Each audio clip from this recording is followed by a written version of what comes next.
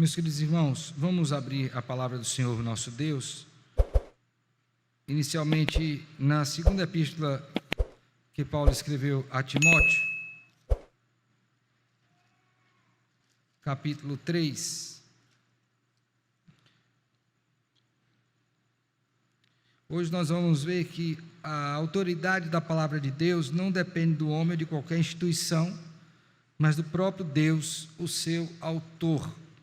Deus, o autor da sua palavra, é o único que pode conferir autoridade à sua própria palavra. Nenhum outro homem ou qualquer instituição pode fazer esta avaliação.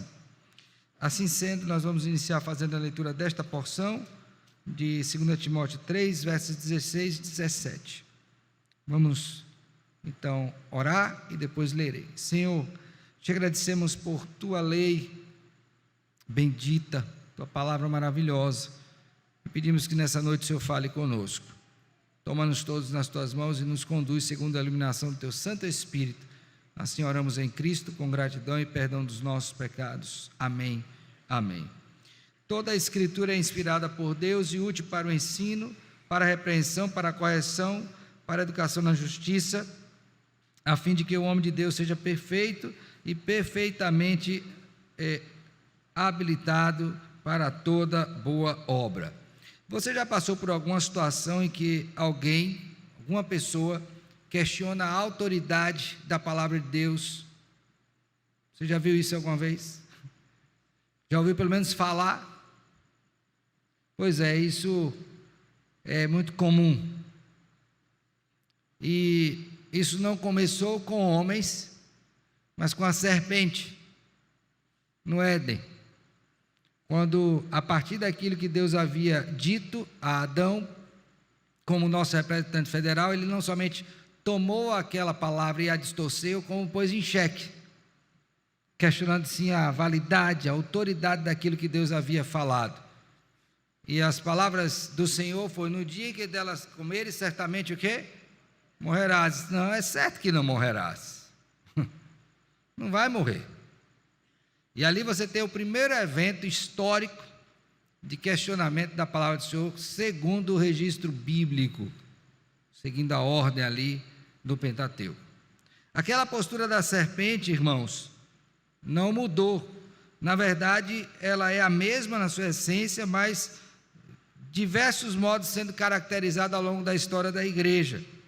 E ainda que não seja uma pergunta tão direta, ou a intenção tão direta como foi a da serpente, de outros modos pessoas se levantam para questionar a autoridade da palavra do Senhor. Mas eu e você, que fazemos parte do povo de Deus e que temos a Bíblia como nossa única regra de fé e prática, precisamos rechaçar, refutar isto, compreendendo que esta é sim a palavra do Senhor e ela tem toda a autoridade sobre a minha vida, e essa autoridade não emana de mim ou de qualquer instituição, mas do próprio Deus. Nós estamos estudando nesses dias a Confissão Belga e chegamos ao artigo de número 5, onde vai falar exatamente sobre a autoridade da Sagrada Escritura. E à luz desta declaração confessional, nós podemos extrair 3 premissas que fundamentam exatamente esse aspecto, que a autoridade da palavra de Deus não depende do homem ou de qualquer instituição, mas do próprio Deus, o seu autor. E a primeira delas, segundo a confissão, é que nós cremos na autoridade da Escritura tal qual está registrado apenas nos 66 livros, não mais e nem menos. Na quarta-feira passada, o nosso pastor falou sobre isto, ressaltando a importância de reconhecer a canonização destes livros, os critérios que ampararam para a inclusão deles, internos e externos, evidências internas e evidências externas. Citou vários homens ao longo da história da igreja que também falaram acerca da palavra do Senhor, mostrando que esses critérios são saudáveis e santos e, creio, orientados pelo Senhor também. Então, quando nós pensamos naquilo que nos foi dito e pensamos na autoridade, a autoridade ela repousa somente nesses livros que foram canonizados. E veja, eu não estou referindo aqui em nenhum momento aqueles outros livros que foram postos posteriormente e referendados no Concílio de Trento, tal qual a Igreja Católica o advoga. São apenas os 66 livros, os 39 do Antigo e os 27 do Novo Testamento. Logicamente que ao falar isso, irmãos, nós não deixamos de reconhecer, talvez, a validade histórica de alguns desses livros, mas não podemos tomá-lo como palavra de Deus autoritativa, jamais, jamais. Então, quando você vai para a Confissão Belga, nesse artigo, ele vai afirmar isso: recebemos todos estes livros, e aí ele é bem enfático e coloca um aposto aí, e somente estes, como sagrados e canônicos, nenhum outro. Então, o primeiro argumento é que, entendendo aquilo que nos foi dado, somente esses livros têm esta o quê? Autoridade. Pastor, e sabedoria de Salomão, e os acréscimos a Daniel, e Macabeus, nenhum destes. Nenhum. Pastor, e um outro evangelho que possa ser, como por exemplo o de Allan Kardec, que lá tem um bocado de citação até da própria... Não, também não. E aquele livrinho, pastor, Minutos de Sabedoria, vocês já leram isso, não? Já viram esse livrinho? Já viu, não? Pequenininho assim, geralmente era da capinha azul. Minutos de Sabedoria, aquele lá também não é, pode ser uma autoridade para vir? Não, nenhum. Somente os que constam neste cano. 66. Tudo mais não satisfaz aos critérios estabelecidos. A segunda coisa que a confissão nos mostra é que nós cremos somente nestes, porque, observe bem, somente estes têm a função sobre a nossa fé. Que função? De regular, fundamentar e confirmar. Somente estes livros, que nós cremos ser a nossa única regra de fé e prática, tem 3 funções. Grave: regula a nossa vida, fundamenta a nossa vida e confirma a nossa fé. Então vamos ver aqui, do ponto de vista bíblico, alguns desses aspectos. Por favor, abra sua Bíblia no Salmo de número 119. Salmo de número 119. Este salmo é certamente o salmo mais conhecido no que toca a questão de alusões à palavra do Senhor. E várias são as palavras nesse sentido. E assim, Salmo 119, por favor, abra aí. Vou ler a partir do verso de número 1. Olha só. Aliás, um detalhe, lembre que eu vou fazer a leitura, você tem que ter em mente essa grade, tá? A Bíblia, ela regula, fundamenta e confirma. Regular, fundamentar e o quê? Confirmar. Então vamos ler esses versos tendo isso em mente, tá? Regular, fundamentar, confirmar. Vamos lá, verso 1. Bem-aventurados os irrepreensíveis no seu caminho, que andam na lei do Senhor. Qual é a função que nós estamos vendo aí? Regulação. Regular no sentido de orientar a direção dada, nem para um lado, nem para o outro. Ela regula. Andam o quê? De acordo com a lei do Senhor. Prosseguindo. Bem-aventurados que guardam as suas prescrições e o buscam o quê? De todo o coração. Não praticam a iniquidade e andam nos seus caminhos. Agora veja, verso 4. Tu ordenaste os teus mandamentos para que os cumpramos à risca. tomara sejam firmes os meus passos, para que eu observe os teus preceitos. Então, a ideia de firmar os passos está relacionada com fundamentar. Então, ela não só regula, mas ela também o quê? Fundamenta. Me dá solidez no que eu faço. E aí, prosseguindo na leitura, por favor, verso 6. Então não terei do que me envergonhar quando considerar em todos os teus, o quê? Mandamentos. Render-te-ei graças com integridade de coração, quando tiver aprendido os teus retos juízos. Cumprirei os teus decretos, não me desampares o quê? Jamais. Confirma a minha fé. Entenderam? Então, a Bíblia, ela tem essa função na minha vida, ela regula a minha vida, ela fundamenta a minha vida, ela confirma a minha fé no Senhor e na sua palavra. Mas isso só acontece com estes livros, com outros não. Por quê? Porque o Espírito de Deus atua por sua palavra, no sentido de salvar e santificar. Então, se eu quero ter a minha vida regulada, fundamentada e também confirmada, necessariamente eu tenho que me valer de quê? Da palavra do Senhor. Agora, por favor, veja comigo o verso de número 18, desse mesmo capítulo. Desvenda os meus o quê? Olhos, por quê? Para que eu contemple o quê? Aí agora vem um outro aspecto muito importante. Então nós cremos somente nos 66 livros, cremos que ela regula, fundamenta e o quê? Confirma. Mas tudo isso acontece por uma ação soberana. De quem? E aí é o terceiro aspecto. É que somente estes livros têm a testificação do Espírito Santo de Deus em nós.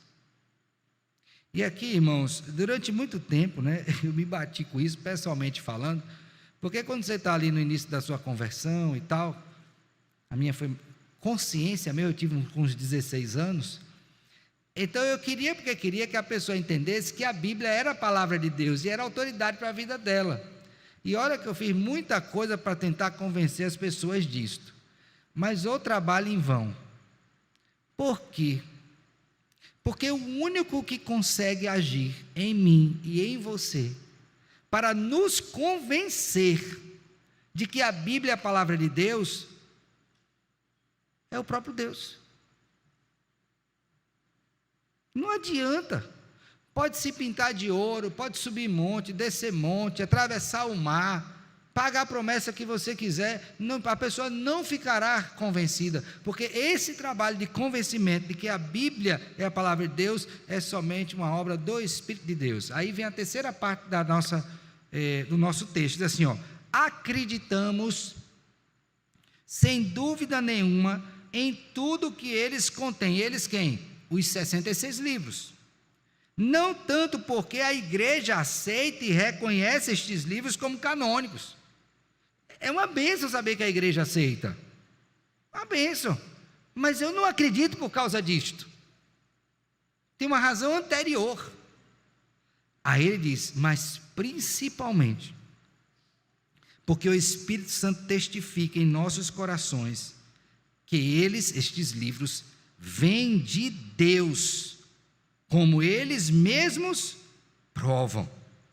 Aí ele diz uma coisa que eu acho maravilhosa: pois até os cegos podem sentir que as coisas preditas neles se cumprem. E aí está o texto que eu li com os irmãos agora, do Salmo 119, 18. Desvenda os meus olhos para que o quê? Contemple as maravilhas da tua lei. Então, por que eu posso crer nestes livros? Por que só estes? Porque o Espírito de Deus agiu em mim e me convenceu de uma vez por todas que a Bíblia é a palavra de Deus e que estes livros são os únicos que devem, 3 palavrinhas, regular, fundamentar e confirmar a minha fé. Nossa confissão de fé, agora eu vou pular para a nossa confissão de fé, né, de Westminster. No capítulo 1, tem 2 seções que falam sobre isto. E tem até um livro chamado A Harmonia das Confissões Reformadas, né, que ele vai mostrar em paralelo ali cada um desses símbolos reformados. Então não é difícil encontrar esse paralelo. Nesse caso específico, a seção 4 e a 5 são importantes. E eu queria rapidinho ler com os irmãos. Primeiro, seção 4, diz assim, capítulo 1, seção 4. A autoridade da Escritura Sagrada, portanto os 66 livros, razão pela qual deve ser crida e obedecida, agora observe bem, não depende do testemunho de qualquer homem ou igreja. E aqui, irmãos, é uma direta ao catolicismo romano, que inverte o papel, colocando na igreja a autoridade do reconhecimento dos livros. Isso é uma falácia, irmãos. Como é que o menor reconhece a autoridade do maior? Que loucura é esta? Você pode não aceitar a autoridade, mas vai ter que reconhecer. E é outra coisa. Você não aceita uma coisa, agora reconhecer não dá. Então vou dar um exemplo aqui, por favor, muito simplório, mas espero que você entenda. Vamos supor que eu chego para José e diga para José assim: eu sou seu pai, sou autoridade sobre você. Aí ele vai dizer: mas por quê? Porque, meu filho, eu te gerei com sua mãe, eu estava no dia do seu parto, cortei o seu cordão umbilical, vi a médica ali aspirando e acompanhei você até lá o momento da sua, onde você ficou lá na, como é que chama? Incubadora não, no berçário, porque sua mãe disse: acompanhe para não ser roubado. Para não trocar, era impossível, era a cara do pai, então era difícil. Aí ele volta para mim e diz: não, mas eu não aceito sua autoridade. Meu filho, não tem que aceitar não, eu sou seu pai. Como é que ele, o menor, vai querer autenticar minha autoridade? Agora bote isso numa escala infinita. Como é que a igreja,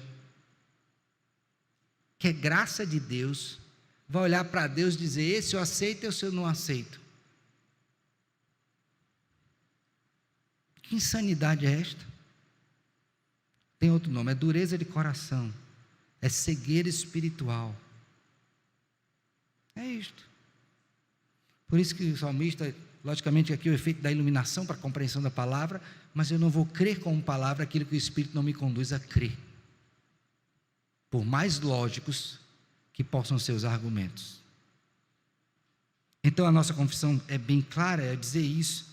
Olha, não depende de qualquer testemunho, de qualquer homem ou igreja, mas depende somente de Deus, a mesma verdade, que é seu autor, tem importante de ser recebida, porque é a palavra de Deus.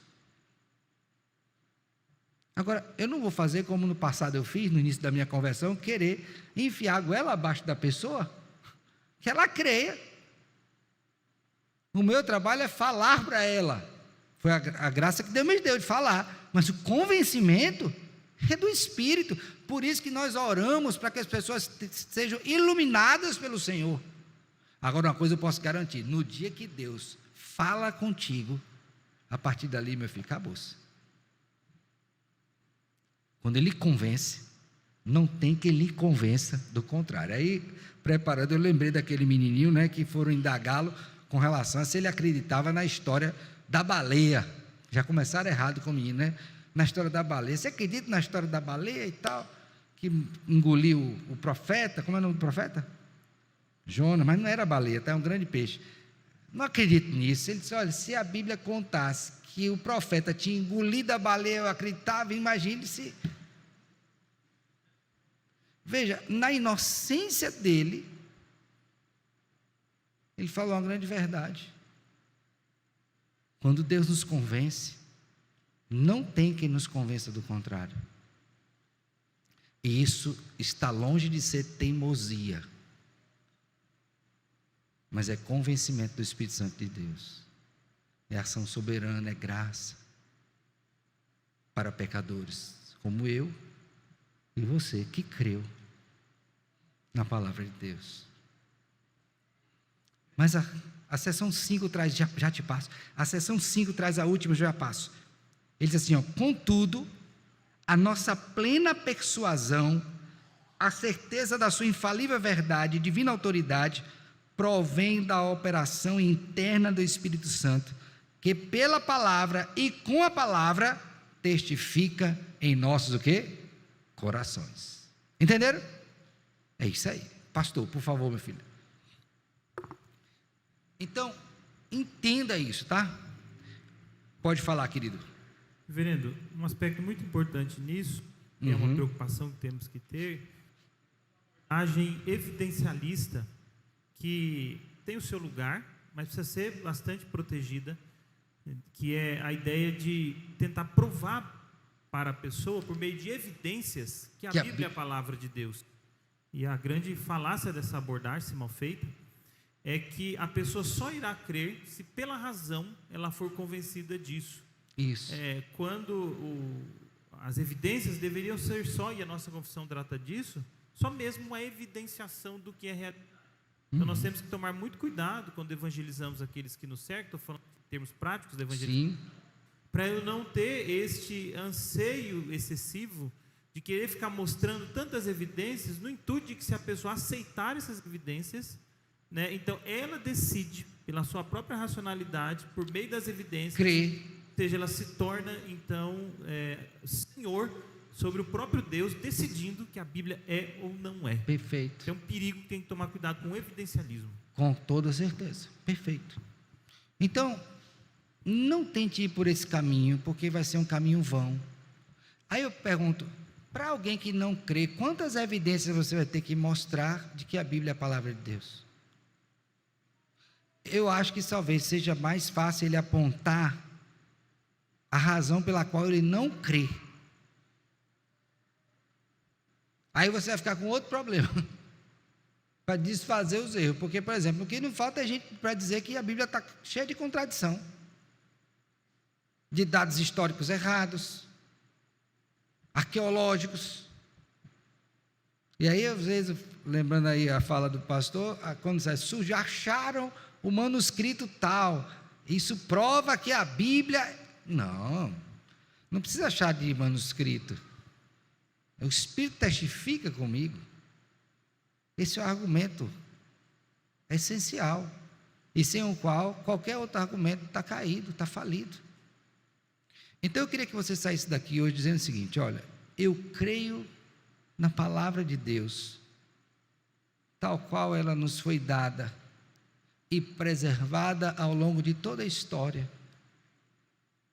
Eu não creio em adições ou subtrações, e creio não por causa de evidências, embora elas existam, mas creio porque o Espírito de Deus me iluminou e me fez entender e crer que a Bíblia é a palavra de Deus. Por meio dessa palavra eu sou regenerado, por meio dessa palavra eu sou santificado, consolado, animado, encorajado, fortalecido.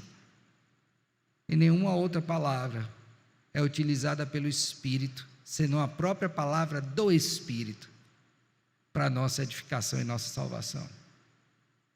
Então, se você tem dúvidas disso, vá para o seu quarto em secreto, coloque-se diante de Deus, ajoelhe, humilhe-se diante dele: Senhor, perdoe-me por minha falta de fé, mas me ajude a crer.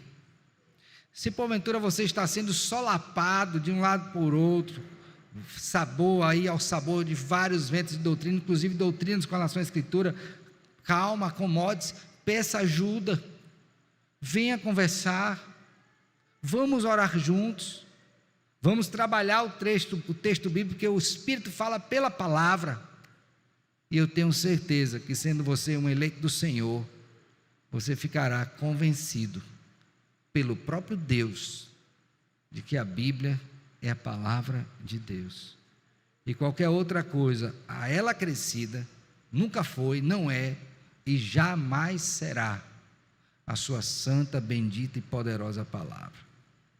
Que Deus tenha misericórdia de nós, nos ajude.